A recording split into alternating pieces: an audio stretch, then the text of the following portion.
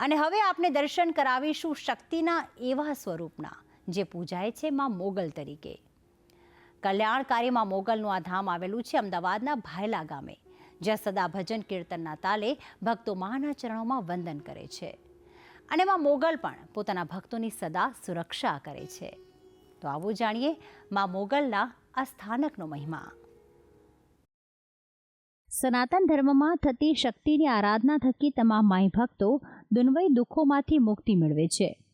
આમ તો શક્તિના અનેક સ્વરૂપોની પૂજા યુગો યુગોથી થતી આવે છે, ત્યારે આજે આપણે દર્શન કરાવીશું મોગલ માતાના અનોખા ધામના. અમદાવાદના બાવળાથી થોડા અંતરે આવેલ રાણીસર ગામમાં નિર્મિત છે માં મોગલનું આ સ્થાનક. ગઢવી અને ચારણ સમાજના લોકો માટે માં મોગલ આરાધ્ય દેવી છે. અખિલ બ્રહ્માંડની જનેતા તરીકે ચારણો માં મોગલની ઉપાસના કરે છે. આમ તો આ સ્થાનકના નિર્માણને લઈને અલગ અલગ કથા પ્રવર્તે છે. એક કથા અનુસાર આજથી ભાયલા ગામે અંદાજે 70 વર્ષ પહેલા માતાના ભક્ત લક્ષ્મણસિંહ જશવંતસિંહ રાવ સાહેબના સ્વપ્નમાં માં મોગલે દર્શન આપ્યા. દેશની ગુલામીના સમયમાં લક્ષ્મણસિંહજીને અંગ્રેજ સરકાર તરફથી રાવ સાહેબનો ઇલકાબ આપવામાં આવ્યો હતો. સ્વપ્નમાં માતાએ તેમને આદેશ કર્યો કે તેમના ઘરમાં કરેલી માતાજીની સ્થાપનાને આ જગ્યાએ મંદિરના રૂપમાં કરવાનો આદેશ આપ્યો. ત્યારબાદ રાવ સાહેબે બળદગાડામાં જ્યોતના રૂપમાં માં મોગલની અહીં સ્થાપના કરી. આ મોગલ માતાનું જે દેવસ્થાન અત્યારે જે પ્રસ્થાપિત અહીં છે, એ પહેલાં અમે જે અત્યારે હું રહું છું એ ઘેર હતા માતાજી, અને મારા દાદાએ આજથી 70 વર્ષ પહેલાં અહીં એમની ઈચ્છાથી, માતાજીની ઈચ્છાથી એમને સ્વપ્નમાં આવી અને બહાર મારે ક્યાંક પ્રસ્થાપ થવું છે એમ કરી અને માતાજીએ કહેલું અમારા દાદાને, અને અમારા દાદાએ બળદગાડાની અંદર જ્યોત સ્વરૂપે માતાજીના બિરાજમાન કરેલા. માં મોગલના ભક્તોમાં આમ તો તમામ સમાજના લોકોનો સમાવેશ થાય છે, પરંતુ ખાસ ચારણ સમાજના લોકોમાં માં મોગલ પ્રત્યે અનન્ય શ્રદ્ધા જોવા મળે છે. આ ધામના નિર્માણ અને ઉત્થાનને લગતી અન્ય કથા અનુસાર પહેલાના સમયમાં મંદિરની જગ્યાએ માત્ર એક નાનકડી ડેરી હતી. સમય જતાં તમામ ભક્તોના સહયોગથી આ મંદિરનું નિર્માણ થયું છે.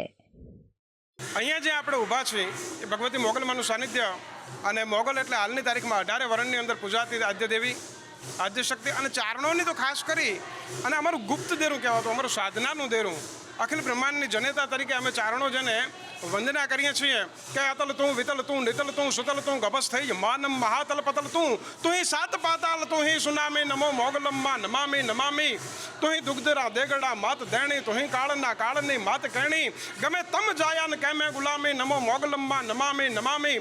વર્ષ દરમિયાન દર અમાસે અહીં ડાયરાનું આયોજન થાય છે. તેમાં મોગલના દરબારમાં શિવકથાનું પણ ભવ્ય આયોજન થાય છે. ચૈત્ર સુદ આઠમ અને શીતળા સાતમે અહીં ભરાતા મેળામાં દૂર દૂરથી માઈ ભક્તો આવે છે અને પોતાની માનતા પૂર્ણ કરે છે. મેળામાં લગભગ 2000 લોકો માટે જમણવારનું પણ આયોજન થાય છે. સામાન્ય દિવસોમાં પણ રાજ્યભરમાંથી અહીં ભજન મંડળીઓ આવીને સંગીતના તાલે માના ભજન કીર્તનમાં લીન બને છે. તો આમ માં મોગલનું આ ધામ ભક્તોની અવરજવરથી જીવંત ભાસે છે. અહીં મોગલમાના દર્શન કરવા હું પહેલી વાર આવી છું. મને અહીંયા શ્રદ્ધાપૂર્વક સારું લાગ્યું, અને અહીં લોકોની મંડળી ભજન ધૂન થઈ રહ્યા છે, અને અહીં લોકો શ્રદ્ધાથી દરેક ઘણા લોકો આવે છે. કહેવાય છે કે કોઈ પણ ગામમાં જ્યાં ગઢવી સમાજના લોકોનો વાસ હોય ત્યાં સહયોગથી માં મોગલનું સુંદર નાનું મંદિર સદાય જોવા મળે છે. કોચરિયા ગામના ગઢવી વાસમાં પણ નિર્મિત છે મોગલ માતાનું આ બીજું મંદિર. અહીં વર્ષો પહેલા પ્રાગટ્ય થયું હતું માં ખોડિયારનું. તેમની પ્રતિમાની સાથે માં મોગલની પણ આસ્થાભેર સ્થાપના કરવામાં આવી. ગામમાં વસતા ગઢવી સમાજના લોકો માટે આ મંદિર માની ભક્તિ અને ઉપાસના કરવાનું પવિત્ર સ્થાનક છે, જ્યાં રોજ શ્રદ્ધાળુઓ માં મોગલ અને માં ખોડિયાર સમક્ષ આસ્થાભેર પૂજન કરે છે. તો આ બાજુ રાણીસર ગામમાં નિર્મિત માં મોગલના મોટા મંદિરમાં ભજન કીર્તન અને સંગીતના તાલે થતી માં મોગલની ભક્તિમાં તમામ ભક્તો લીન બનતા હોય છે. માં મોગલનું આ ધામ શક્તિ ઉપાસકોના મનમાં પવિત્ર સ્થાન ધરાવે છે. ભક્તિ સંદેશ, સંદેશ ન્યૂઝ.